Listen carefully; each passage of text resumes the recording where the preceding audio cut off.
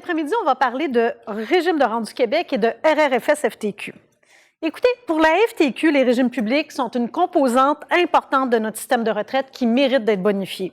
À partir de 2008, la FTQ a milité pour bonifier le régime de rente du Québec, en fait, pour faire passer le taux de remplacement de 25 à 50 %.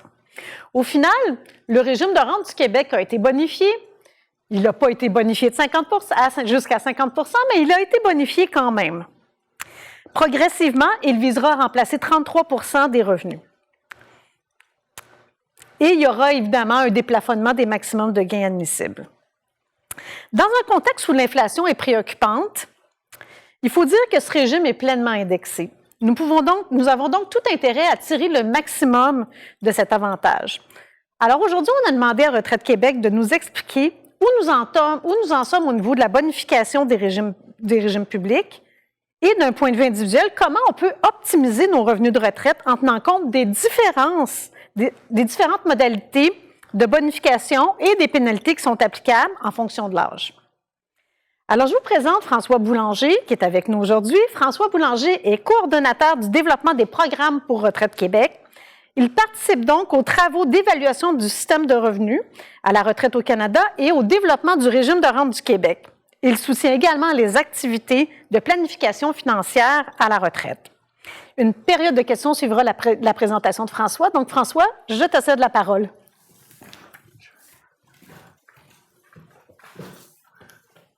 Merci beaucoup, Marie-Josée, pour l'invitation. Je suis bien content de venir vous parler aujourd'hui.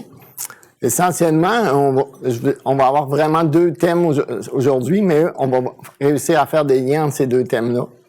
Donc, dans un premier temps, on va retourner en arrière un peu. Pourquoi on a bonifié le régime de rente? En fait, comment on a adressé ces enjeux-là du système de retraite? Puis, par la suite, je vous montrerai que il y a des gens pour lesquels peut-être que la bonification a été un peu plus faible ou qui étaient plus proches de la retraite à ce moment-là. Et là, il sera question qu'il y a des alternatives pour optimiser les revenus de retraite. Donc, dans la première partie de ma présentation, contexte et nature de la bonification. En fait, on va y revenir. Et ensuite, efficience du système de retraite bonifié. Donc, ici, on a notre fameuse petite maison qu'on a à Retraite Québec. Essentiellement, c'est le portrait du système de retraite, mais tel qu'il existait en 2018.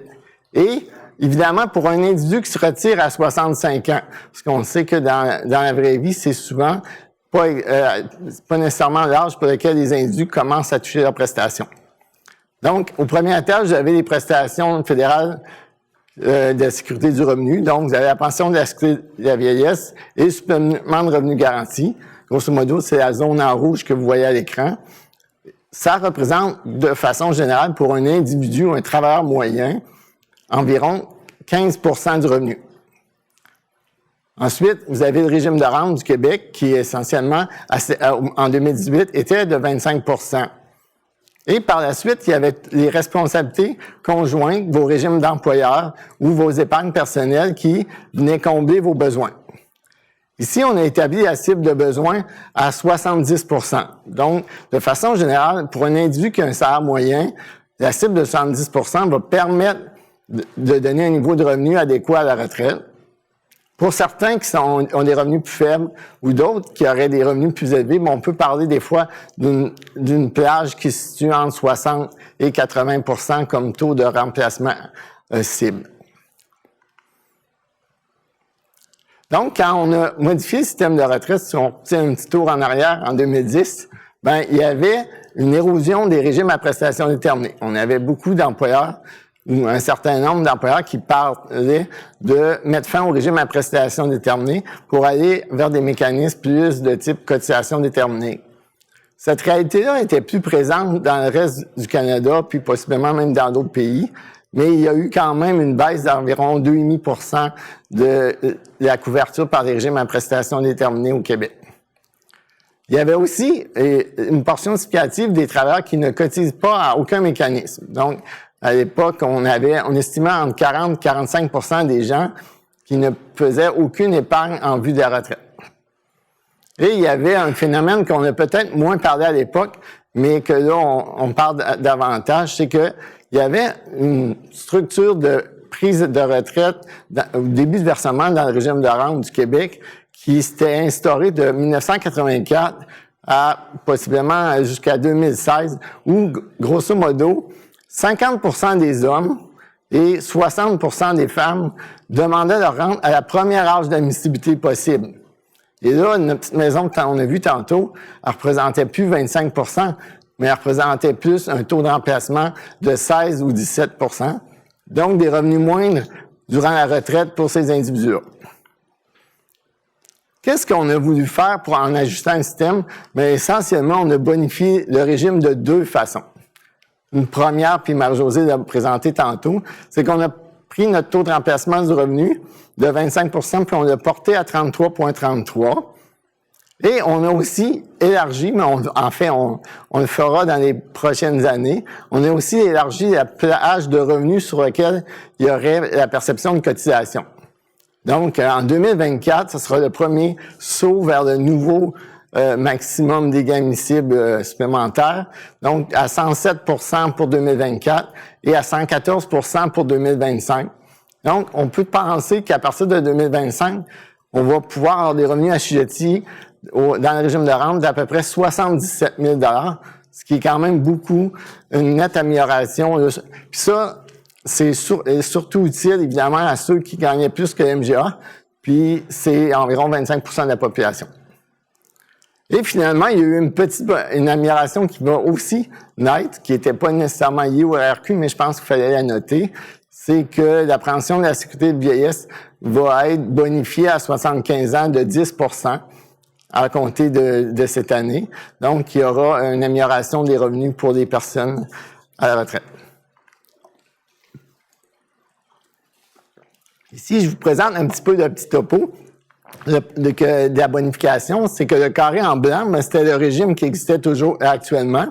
On a procédé dans un premier temps avec ce qu'on appelle une hausse du taux de remplacement sur cette première tranche de revenus-là. Donc, la hausse se déroule entre 2019 et 2023. Donc, à compter de 2023, cette étape-là, elle va être complétée, puis l'ensemble des travailleurs en bénéficient. Donc, là, tout le monde a une bonification accrue. Et ensuite, bien évidemment, le deuxième volet, on en a parlé un petit peu plus tantôt, mais la deuxième tranche, qui va être ici, arrive à compter de 2024, puis il va donner des meilleures prestations pour ceux qui ont des salaires plus élevés. Donc, si on regarde le système après ces petits ajustements-là, bien, on réalise que, grosso modo, pour un individu, en fait, les changements, on a décidé de les accorder de façon progressive. On ne voulait pas créer des engagements dans le régime pour lesquels il n'y aurait pas eu de cotisation. Donc, on a décidé d'une reconnaissance progressive des nouvelles prestations, de sorte que le régime du futur ou le régime de nos enfants, c'est celui-là qui va être complètement bonifié. Si on regarde ce que ça va donner dans le futur, mais le programme fédéral, mais là, je l'ai établi sur dans un écart, c'est que le programme fédéral est indexé seulement à l'inflation. Donc, on n'est pas tout à fait sûr à quel niveau il va être en 2064. Puis, il y a aussi ce nouveau volet-là qui est de 10% à partir de 75 ans. Donc, on peut dire que le régime de base représente entre 9 et 15%. Le deuxième palier, qui est maintenant sur des revenus plus élevés, représente 33,3%.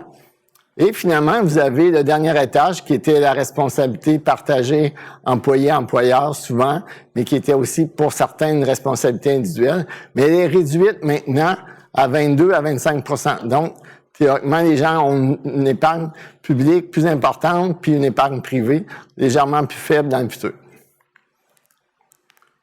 Mais évidemment, pour les gens qui étaient proches de la retraite, qui s'approchaient de la retraite, ben cette bonification-là, elle n'a pas été si importante. En fait, si on parle d'un cotisant qui se retirait aujourd'hui à 65 ans, la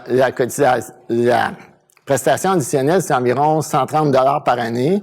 Ça va tomber à 680 $, je me souviens bien, en 2028. Et en 2064, ça représente environ un peu plus que 3 000 $ là, en dollars d'aujourd'hui, donc sur les mêmes bases que nous avons actuellement. Et on avait aussi les enjeux d'épargne. Ça, évidemment, on a amélioré un peu par la cotisation additionnelle au régime public, mais on a quand même encore des enjeux. Il y a toujours environ 40-45% des gens qui ne cotisent pas ou ne participent pas avec des mécanismes d'épargne pour la retraite. Et l'autre nouvelle réalité qui a un peu développé dans les dernières années, c'est que on a de plus en plus de gens qui ont on a créé beaucoup de véhicules d'accumulation, puis on a beaucoup de travailleurs qui ont beaucoup d'actifs qui ont cumulé pour la retraite, soit de façon collective ou individuelle, mais ils ont aussi, par contre, peu de rentes, parce que les rentes n'ont pas été bonifiées d'autant.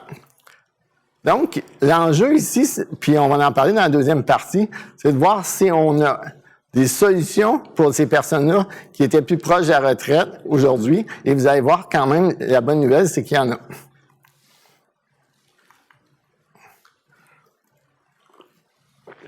Donc, dans ma deuxième partie, je voudrais aborder l'idée générale d'optimisation des revenus de retraite. Puis là, je vais y aborder dans une perspective de rente publique. Essentiellement, moi, je considère qu'une première étape de l'optimisation des revenus, c'est regarder comment on peut tirer le maximum de nos régimes publics.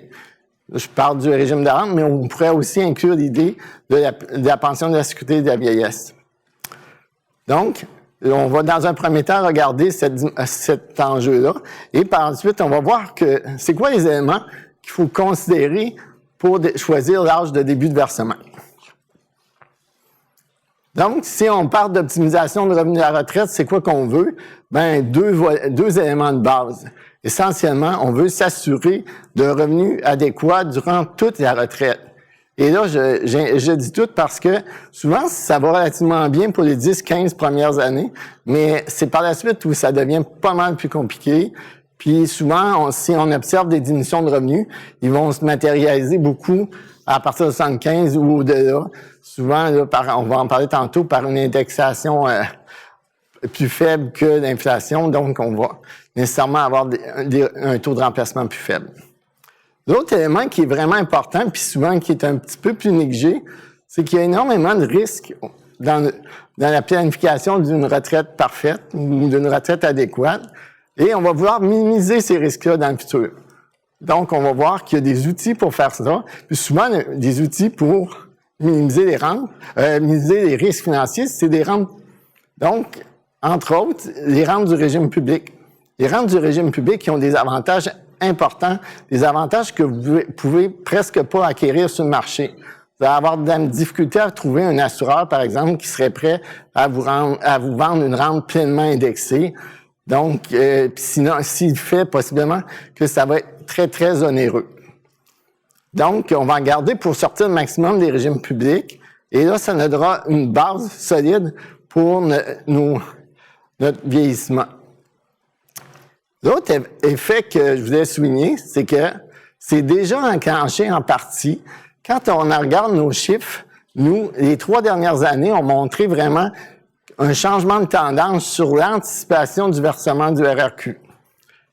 Et ça, moi, j'attribue à 2 phénomènes. Une première, c'est que le facteur d'ajustement a été augmenté de 2014 à 2016. Donc, théoriquement, les rentes qui sont payées à 60 ans sont un petit peu plus faibles que par le passé. Mais il y a aussi le fait que la deuxième partie de la cohorte du baby boom, qu'on va appeler les gens qui sont plus nés 56 et suivants, mais ils n'ont pas eu le même type de carrière que les gens plus âgés. Et ils commencent ils profitent davantage d'une participation ou d'un rapport de la rente au RRQ. Donc, puis, entre autres, on va vous montrer que les possibilités sont là. On peut, par le régime de rente, si on reporte jusqu'à 70 ans, essentiellement, avoir presque plus que double de ce qu'on avait à 60 ans. Donc, c'est quand même un avantage intéressant. Puis, si on veut pousser cet exercice un petit peu plus loin, on pourrait même penser à reporter la pension de la sécurité de la vieillesse, qui, elle, pourrait nous donner un 36 % additionnel là, à 70 ans.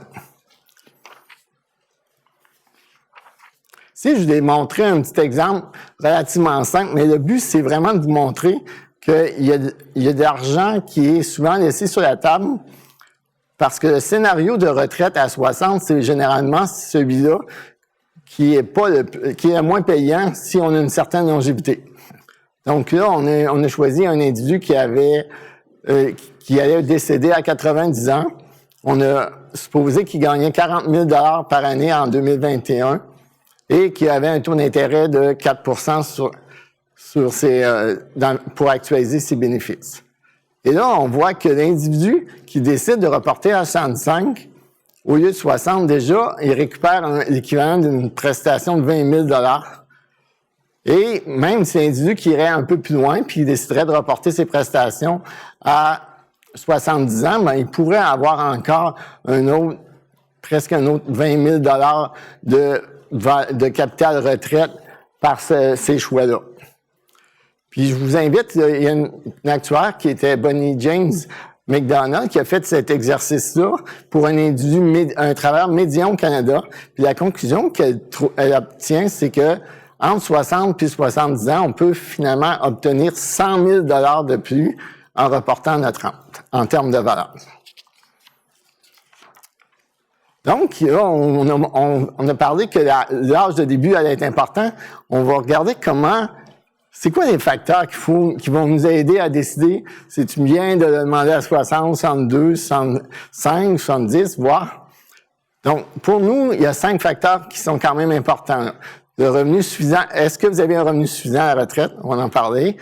C'est quoi la longévité que vous pensez avoir? Puis, c'est quoi la disponibilité d'autres sources de revenus? Donc, avez-vous d'autres actifs que vous pourriez utiliser?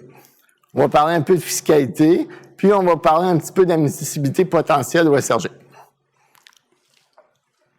Donc, avez-vous suffisamment accumulé d'actifs ou de rente, de valeur suffisante pour subvenir à vos besoins? Je trouve que là, on a une question quand même très compliquée à répondre, puis il y a beaucoup d'incertitudes. C'est de dire aujourd'hui que j'ai de l'argent suffisamment pour les 30 prochaines années, compte tenu des taux de rendement inconnus ou des taux d'inflation incertains, ben c'est difficile. Donc, moi, souvent, je vais apporter l'idée que j'amène, c'est que dans le doute, mais il est préférable de retarder le plus possible le versement de la rente, parce qu'on pourrait faire les deux, mais retarder aussi sa sortie du marché du travail. Donc, évidemment, là, on va limiter la ponction prématurée dans nos revenus de retraite, et en plus, on va en accumuler d'autres. Donc, c'est sûr que ceux qui ont des régimes à prestations déterminées, avec une carrière relativement longue, eux, c'est pas de problématique, mais pour les autres, ça peut être un enjeu. Puis l'autre phénomène, puis on en parlait un peu tantôt, en lien avec le système de retraite d'aujourd'hui, c'est que les individus qui ont beaucoup de capital de retraite, mais peu de rente, mais ils pourraient, même s'ils pensent qu'il y a suffisamment d'argent pour leur retraite, avoir intérêt à reporter le versement de la rente, puis utiliser leurs actifs, on va en parler tantôt. Donc, la longévité attendue, ça, c'est aussi une question très difficile et souvent, je la limiterais à dire, est-ce qu'il y a un élément significatif qui affecte votre longévité, là? Pas simplement, vous pensez que votre voisin est décédé plus tôt, ou vous avez mal au genou, ou des choses de même, mais est-ce que ces éléments-là sont vraiment significatifs et qui vont faire en sorte que vous allez vivre moins longtemps? Et si, normalement, vous répondez non à ça, mais théoriquement, le report, un individu qui a une longévité normale attendue, il devrait aller du côté du report parce que ça va être le scénario qui va être le plus rentable pour lui. Par contre, évidemment, c'est un individu qui connaîtrait, en fait, un facteur génétique important chez lui ou des conditions préexistantes, mais là, il pourrait aller du côté de l'anticipation de la rente. Ici, on a appelé ça longévité attendue, puis là, un des enjeux que je vais vous illustrer par les prochains graphiques, c'est que on a souvent l'impression qu'on ne vivra pas très longtemps. Et là, je voulais vous montrer que pour les générations qui ont fait ce choix-là, de prendre la première âge d'admissibilité, leur rente à la première âge d'admissibilité, qu'est-ce qui s'est passé dans le passé? Fait que j'ai fait un exercice essentiellement. Ici, vous avez les gens depuis de 84 à 2021. En fait, vous avez chaque ligne, c'est une année de retraite, un groupe. Donc, la première section, essentiellement, c'est tous les gens qui ont au moins 10 années de vécu dans leur rente. Le deuxième groupe, c'est ceux qui ont vécu 15 ans, et ainsi de suite. Et à la fin, vous avez tous ceux qui sont toujours en vie. Ce que je voulais vous faire noter, c'est que on voit l'amélioration de la longévité déjà là-dedans. Il y a plus que 92% des femmes qui vont être encore en vie 10 ans après. Presque 9 sur 10 vont vivre au moins 15 ans. Puis on s'en va facilement vers le 8 sur 10 après 20 ans. Donc, on voit que le choix finalement d'avoir quelques années de versement anticipé, ben finalement, ça peut avoir un impact sur une très longue partie de votre vie à la retraite. Et assez amusant, j'ai essayé de trouver, ben il y a 7% des femmes qui ont pris leur retraite en 1984, donc il y a 37 ans, qui sont toujours en vie. Fait qu'évidemment, ils ont eu 5 années de versement plus importants entre 84 et 89, mais dites-vous que depuis plus de 32 ans, sûrement 33 ans, ben ils ont une rente réduite qui est versée. Puis une rente réduite, c'est aussi une indexation moins grande chaque année. J'ai fait le même exercice pour les hommes à la retraite, mais essentiellement, on voit là, que pour les hommes, ça s'améliore encore plus vite que chez les femmes. Donc, on a encore presque 9 sur 10, 8 après 10 ans. Puis on a 8 sur 10 après 15 ans. Puis après 20 ans, on peut penser là, que bientôt, on va avoir 7 hommes sur 10 qui vont vivre au moins 20 années après le début de sa rente. Donc, souvent, quand on questionne les gens, je vous dirais qu'ils vont plus dire qu'au-delà de 75 ans, ils seront plus là, mais la preuve est, c'est même pour les générations passées, ça a été ils ont vécu beaucoup plus longtemps qu'ils pensaient. Et ici, il y a une amélioration de mortalité qui continue depuis ce temps-là. Donc, si je regardais des cohortes plus jeunes, ben, l'impact va être encore plus grand. Fait que pour chez les hommes, juste pour faire le lien avec le 1984, il reste 3% des hommes qui ont à peu près 97 ans aujourd'hui, qui ont pris leur retraite à 60 ans en 84, qui sont toujours en vie. L'autre élément que je voudrais vous considériez, c'est la disponibilité d'autres revenus à la retraite. Est-ce que vous avez d'autres actifs ou est-ce que vous avez une possibilité d'un revenu d'emploi qui pourrait vous permettre de reporter votre rente publique, par exemple?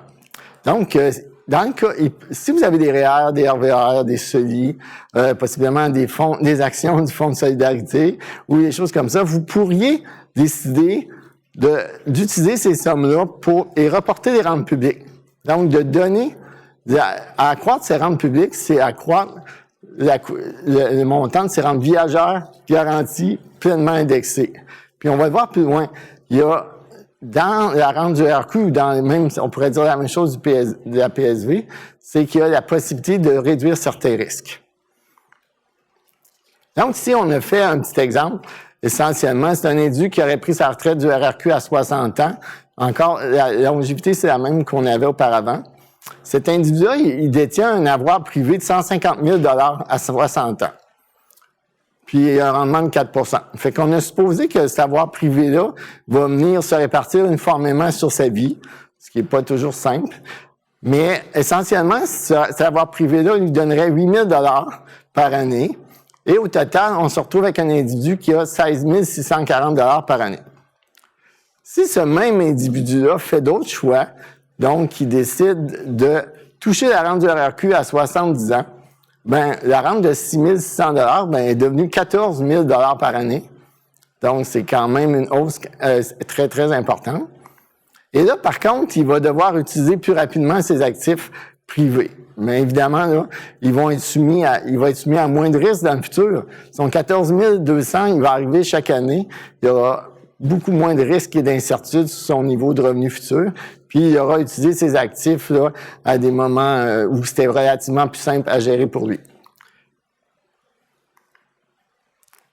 Puis, évidemment, il va y rester un petit peu, pour niveler son revenu, il va y manquer environ 1 870 $ par année. Donc, au total, même s'il a utilisé très rapidement son actif, entre 60 et 70 ans, il y a une partie qui demeure. Puis ça lui permet, au lieu d'aller chercher 14 000 $ à peu près, à aller chercher 16 000 $ par année. Donc, 1 400 $ par année.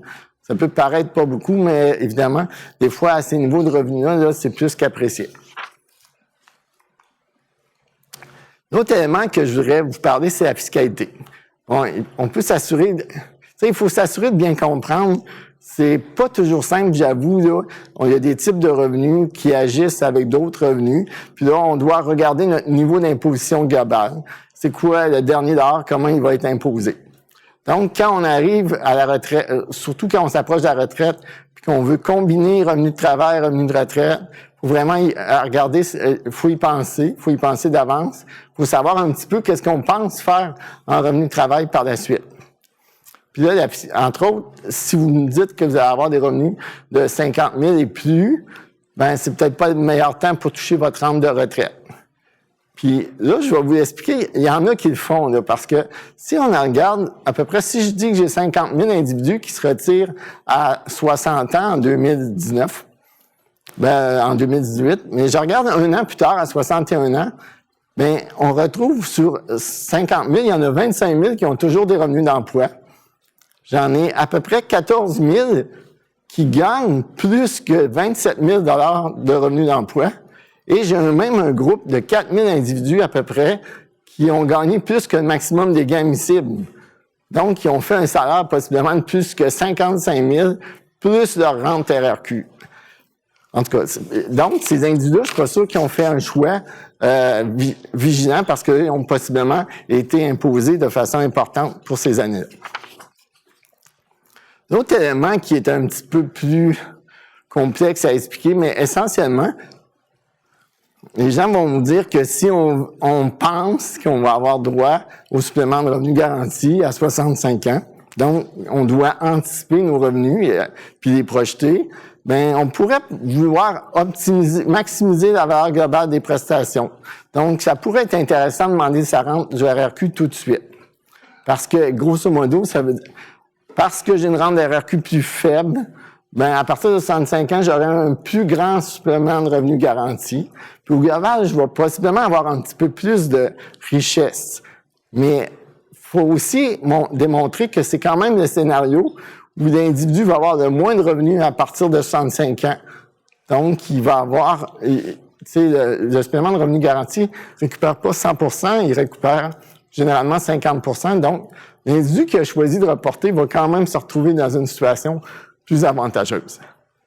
Et l'autre difficulté, c'est de tenir compte du ménage. Parce qu'on peut facilement penser que nous, on a des petits revenus, mais si on se retrouve dans un ménage où votre conjoint a des bons salaires, où vous avez d'autres actifs, vous avez des épargnes pour la retraite, il est possible que vous ne soyez pas du tout admissible au programme de supplément de revenu garanti. L'autre élément que je voulais vous montrer, c'est ces choix-là qu'on fait. Est-ce qu'ils ont un impact sur votre retraite par la suite? Et il y a 3 principaux risques que je voudrais aborder avec vous aujourd'hui. Essentiellement, les risques de rendement, les risques de longévité, puis le risque, on parle beaucoup de ça ici, le risque que l'évolution du coût de la vie soit plus élevée que celle de vos revenus. Donc, un risque de rendement, bon, je pense que tout le monde connaît ça. On est sujet à des variabilités quand on investit des sommes sur les marchés financiers.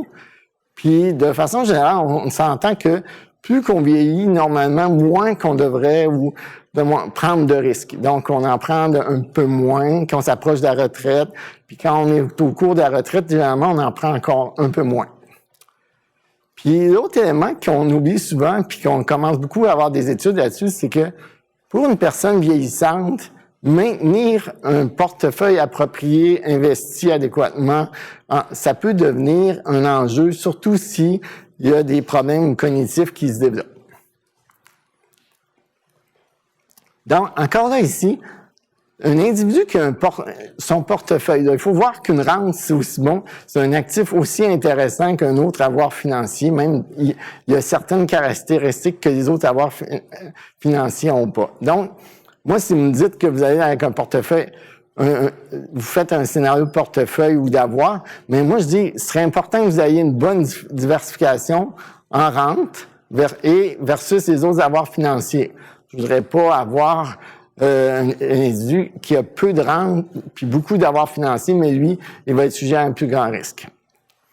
Et, entre autres, là-dedans, on a la question de la rente du RQ. Vous n'avez pas à soucier du rendement. Vous n'avez pas à vous soucier de ce que les marchés financiers vont livrer dans les prochaines années.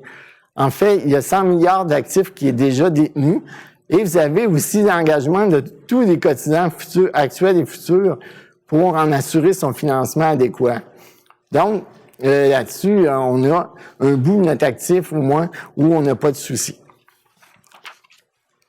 L'autre élément que vous connaissez presque tous, c'est le fameux risque de longévité.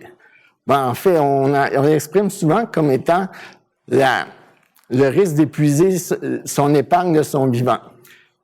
Je pense que des fois, les gens exagèrent un petit peu ce risque-là. On a l'impression que le jour où ça se produit, on est à zéro dehors le lendemain. Mais non, c'est plus compliqué que ça. En fait, il y a une baisse significative du niveau de vie. Mais de façon générale, notre système de sécurité sociale est fait que bien avant que vous ayez épuisé complètement vos avoirs, généralement, le système va embarquer puis il va diminuer, ralentir votre chute, puis il va même vous attraper à un certain niveau. Donc, oui, faut quand même considérer ce risque-là, mais c'est pas nécessairement... c'est vraiment au niveau de la baisse du niveau de vie qu'il faut le considérer. Et il faut aussi se rappeler qu'on vit de plus en plus longtemps, on ne dira jamais assez. Les avancées médicales, les avancées technologiques, il y en a qui vont nous dire qu'on a eu la COVID, mais il y a eu quand même, on continue quand même à avoir des avancées médicales puis l'amélioration de la mortalité. Donc, encore là, quand on veut se couvrir contre le risque de longévité, une rente viagère, c'est la meilleure protection possible. Donc, essentiellement, que vous viviez 120 ans, la rente va toujours être payée. Elle va tout le temps être là, être disponible. Donc, et en plus, si vous avez un montant de PSV ou de supplément de revenu garanti, ces montants-là aussi sont versés à vie, donc ils sont versés par le gouvernement fédéral, avec évidemment la contribution de tous les contribuables. L'autre dernier risque que je voudrais vous discuter, c'est le fameux risque, souvent on l'appelle risque d'inflation, mais c'est plus l'évolution du coût de la vie. Quand le coût de la vie dépasse ce que vous obtenez sur vos placements ou les ajustements que vous obtenez sur vos montants de rente, là, il peut y avoir baisse du niveau de vie. Donc, mais si vous avez des rentes pleinement indexées ou si vous faites des placements puis que vos placements dépassent l'inflation, théoriquement, vous allez pouvoir maintenir votre pouvoir d'achat. Donc, dans certains cas aussi, la couverture d'un individu au total, ça va dépendre de la part qu'il détient en rente publique de ses avoirs, mais aussi évidemment de ses caractéristiques de son régime de retraite. Si vous avez un régime partiellement indexé, il faut vous en tenir compte de ce fait-là. Puis encore là, la rente du RRQ, c'est une solution au risque d'inflation. La rente est pleinement indexée en fonction de l'inflation à partir du moment où elle est versée. Donc, le risque d'inflation aussi est couvert dans la pension de la sécurité de vieillesse, puis dans le supplément de revenu garanti. L'autre élément que je voulais vous faire noter, c'est si les risques d'inflation puis des longévités, souvent, ils se combinent. Fait que si vous avez une diminution, une très forte longévité, puis une mauvaise couverture ou une couverture partielle du risque d'inflation, à ce moment-là, il y a plus de risques que dans les dernières années de votre vie, là, il y ait une baisse du niveau de vie. Donc, dans tout ça, ce que je voudrais vous rappeler, c'est que on a besoin on va appeler ça une stratégie de décaissement. Donc, essentiellement, au moment de notre retraite, si on veut avoir une gestion adéquate des risques, il faut établir une stratégie-là. Le choix du retrait de chacun des véhicules d'épargne, ça peut avoir d'incidences importantes pour atténuer certains risques. Puis, à cet égard-là, les rentes publiques sont au cœur de cette stratégie-là. Même, je pense que le premier élément qu'on devrait établir, c'est à quel moment on veut prendre nos rentes publiques. Puis, par définition, par conséquence, on va voir un peu l'usage qu'on va faire de nos autres avoirs. Puis, enfin, en terminant, je vais vous montrer qu'aujourd'hui, les rentes publiques, ça peut commencer à être intéressant parce que le contexte a changé aussi, le contexte économique. Je pense que vous l'avez vu depuis ce matin, vous avez entendu parler beaucoup d'inflation, mais on va en parler un peu de différentes choses qui font en sorte que de reporter ou d'avoir une rente pleinement indexée, viagère, garantie, ça peut être intéressant. Alors, un des principaux éléments qui facilite le report maintenant, c'est l'émergence de ce qu'on va appeler le 4e pilier de la retraite, le travail en soi. Par le passé, les gens nous disaient j'aimerais ça de continuer à travailler, mais mon employeur ne veut pas me garder ou des choses comme ça. Mais maintenant, on ne peut pas prétendre qu'une personne qui a vraiment, en tout cas, c'est difficile généralement, si tu as un intérêt, tu peux trouver plusieurs avenues différents pour t'occuper, puis on a quand même un taux de chômage à 4,5 %, puis des milliers d'emplois disponibles. Donc, je pense qu'il y a des opportunités là à prendre en considération, puis d'optimiser, ce que je veux dire, de profiter davantage de notre capacité de travail, surtout quand on l'a, là, parce que c'est difficile de revenir 5, 10, 15, 20 ans plus tard, puis dire, finalement, j'aurais dû travailler un petit peu plus longtemps. C'est pas toujours simple par la suite. L'autre affaire que je voulais vous faire mentionner, essentiellement, c'est les années de travail additionnelles, mais vous allez pouvoir accumuler des droits additionnels. Donc, votre rente RRQ, elle est bonifiée. Puis, à partir de 2024, 2025, elle va être encore plus, là. Le régime supplémentaire, c'est en fait, à chaque année de travail, vous faites acquisition d'un petit bout de rente viagère qu'on vous donne, puis que vous allez pouvoir utiliser rapidement là, si vous êtes à quelques années de la retraite. Donc, ces rentes-là, ils ont une valeur quand même importante. L'autre élément que je voulais vous montrer, c'est que les salaires sont en croissance. Peut-être que les gens ne disent pas, mais dans les faits, on observe un changement de tendance à cet égard-là. Puis, tant que vous n'avez pas initié votre rente du RRQ, vous bénéficiez de la progression salariale à l'égard de vos droits. Fait que là, on a au Québec ce qu'on va appeler des pressions inflationnistes. On a aussi une rareté de main-d'œuvre. Théoriquement, on pourrait s'attendre à ce que dans les prochaines années, les salaires augmentent plus rapidement. Puis, je vais vous dire, entre autres, c'est que depuis 2018, le MGA a augmenté de 16,1 %. C'est quand même très élevé. Puis si on en regarde la progression des rentes moyennes de notre indice pour établir les rentes, qui est le MGA moyen des 5 dernières années, mais en 2022, c'était 3,3 %.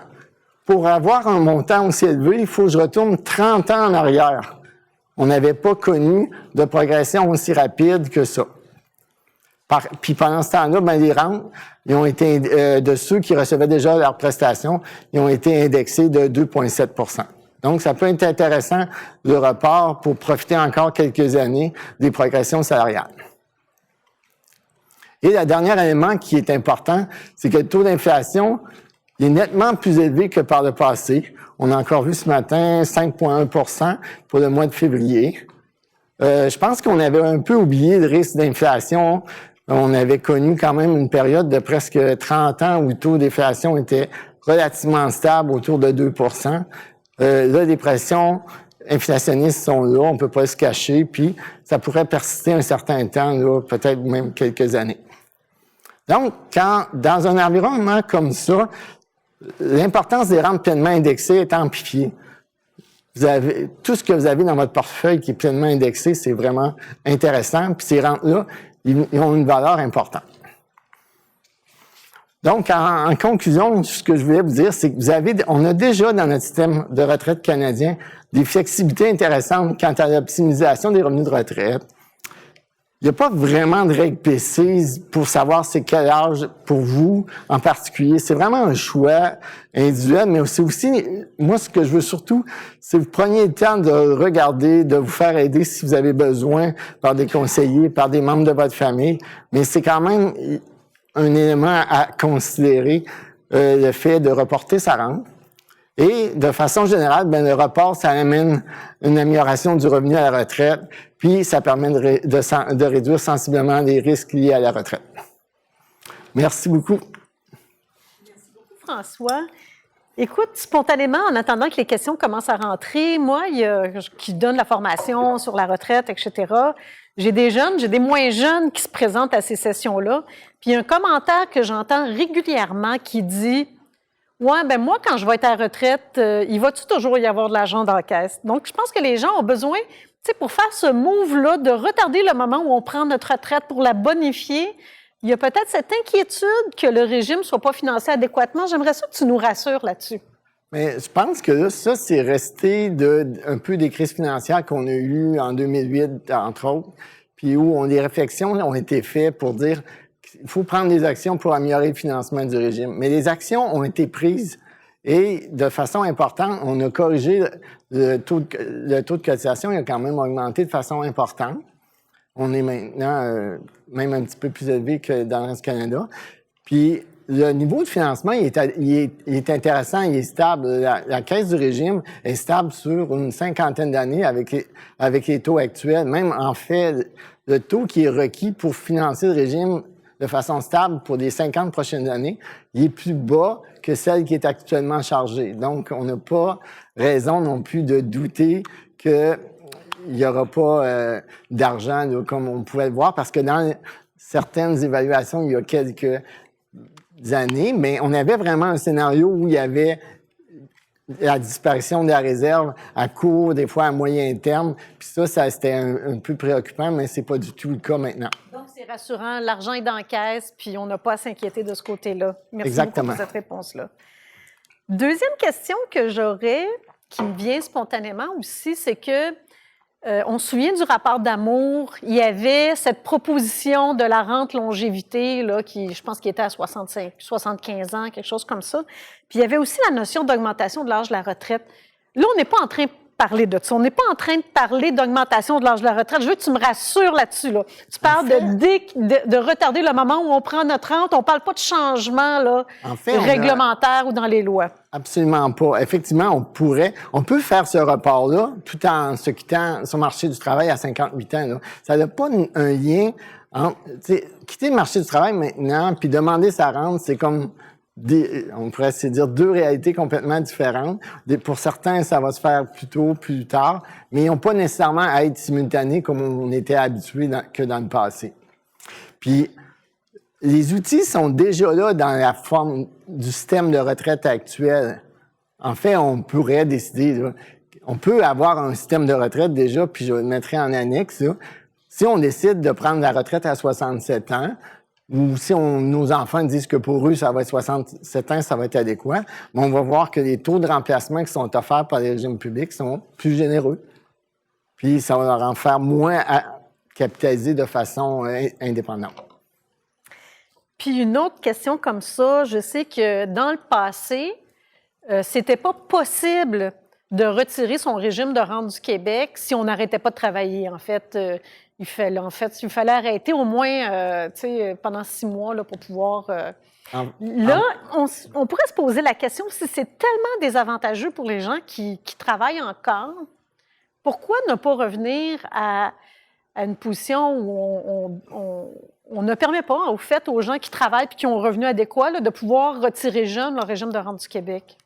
Ouais, là, je peux pas m'engager pour répondre pour les législateurs ce qu'ils voudront faire dans le futur. Mais essentiellement, je peux dire un peu ce qui s'est passé. C'est, grosso modo, on avait des situations où les individus avaient possibilité de retraite progressive, avaient des possibilités de retrait puis de retour au marché du travail.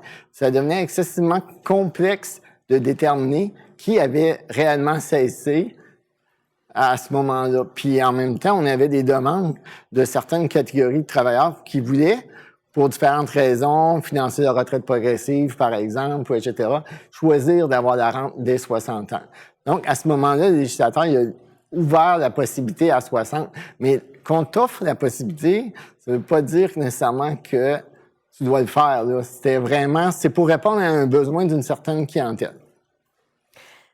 On a Romain Gagnon de Chicoutimi qui nous demande est-ce que la règle du 70 % du revenu actuel est encore réaliste? On peut-tu penser que, bon, j'imagine que, je ne sais pas si c'est ce que Romain en tête, mais avec la diminution de la protection des régimes, peut-être complémentaires de retraite, la protection est moins adéquate actuellement. Est-ce qu'on peut toujours espérer avoir un taux de remplacement de 70 ou pas? Mais en tout cas, moi, j'interprète souvent que ce 70-là, il est quand même adéquat. Il faut voir que pendant qu'on travaille, on a quand même beaucoup de déductions de charges diverses qui disparaissent au moment de la retraite. Puis, généralement, c'est un revenu moyen, je dirais, autour du MGA, autour de 50 000. 70 devrait te permettre d'avoir un niveau de vie quand même intéressant, là. Puis, tu sais, la même chose, je pourrais prendre l'exemple, quelqu'un qui gagne 100 000 souvent, il va avoir un revenu disponible de 60. Donc, théoriquement, déjà à 70 généralement, il y en a souvent peut-être même plus que ce qu'il y avait au moment où il était sur le marché du travail. Mais évidemment, ça s'ajuste. Puis aussi pour compte des autres actifs, là, parce que souvent, on parle d'un taux de remplacement des mécanismes tels quels, mais des fois, il y a des avoirs non enregistrés, il y a des maisons, il y a des gens qui pourraient faire d'autres choix pour financer les écarts là, qui vont se développer, soit au moment de la retraite ou dans le futur. Puis ici, j'ai une autre question d'un monsieur Tremblay, de Guy Tremblay, qui lui dit « J'ai retiré ma rente au régime de rente du Québec à 60 ans, mais je continue à travailler. Est-ce que ma rente va être augmentée ou pas? Ou qu'est-ce qui arrive dans un cas comme celui-là? » En fait, la règle, c'est que tout le monde qui travaille cotise actuellement, peu importe l'âge que tu as. Puis à chaque année où tu travailles, alors que tu recevais déjà une prestation, mais tu as une majoration de ta rente. Généralement, la majoration va se faire le 1er janvier qui suit l'année où tu as des gains. Donc, théoriquement, c'est toujours avantageux de continuer à travailler. Puis souvent, il y a quand même des très bons rendements, sachant surtout pour des salariés où l'employeur quand même assume la moitié de la charge de la retraite. Parfait. Puis ici, j'ai peut-être une dernière question. Le temps file, de M. Portelance qui dit est-ce que la bonification de la rente RRQ signifie que les travailleurs vont souscrire excusez-moi, je recommence. Est-ce que la bonification de la rente du régime RRQ signifie que les travailleurs vont souscrire à la RRQ sur une plus longue période pendant l'année? Oui. Pas sûr en fait, c'est que souvent, quand un travailleur gagne plus que le maximum des gains admissibles actuellement, ça pourrait que normalement, au mois d'août, il a terminé de cotiser. Okay. Alors que là, le maximum étant plus élevé, on va possiblement terminer plus en octobre ou en novembre. Okay. Donc, il y aura possiblement là, des ajouts, oui, de cotisation qui vont être pour des individus qui gagnent plus que MGA. On va cotiser effectivement plus longtemps dans l'année. Puis ça, c'est en gros à peu près un travailleur sur 4. OK, parfait. Puis on sait qu'au Québec, en tout cas, c'est des statistiques que je vois souvent, on entend dire, en tout cas, que les travailleurs québécois vont demander leur rente auprès de RRQ plus tôt que dans le reste du Canada. Est-ce que c'est vrai, ça? Oui. Oui, on avait un petit côté latin qui nous amenait souvent. C'est ça, c'est comme ça que vous l'expliquez, Ben, en tout cas, il y a sûrement un côté culturel parce qu'il y avait vraiment des écarts avec le comportement des Canadiens anglais. Puis là, mais la bonne nouvelle, c'est que ces écarts-là, ils fondent rapidement. Donc, on a, en partie peut-être avec un climat qui favorise l'emploi plus longtemps. Donc, on a le report qui se fait de façon naturelle. Puis, je serais pas surpris que d'ici 2-3 années, on ait le même niveau, le même type de comportement que dans le reste du Canada. Parfait. Bien, écoute, François, merci pour cette présentation parce que, tu sais, souvent, on parle de la bonification, mais on se rend compte qu'à ce stade-ci, les rentes de ceux qui partent à la retraite, bien, pas bonifiées tant que ça, puisque la bonification va se faire sur une longue période, plus de 40 ans avant d'avoir la pleine bonification, mais quand même, tu es venu nous présenter qu'aujourd'hui, il y a quand même, dès aujourd'hui, des façons de bonifier nos rentes auprès des régimes publics. Puis, il faut le rappeler, ces rentes-là sont pleinement indexées, donc c'est quand même quelque chose de super intéressant. Et ça va vous permettre, je pense, ça va donner de l'argumentaire aux participants pour répondre au beau-frère qui dit « Moi, j'ai retiré ma rente à 60 ans. C'est ça que mon conseiller financier me disait de faire. » Parce que je pense que certains conseillers le disent encore aujourd'hui, malheureusement.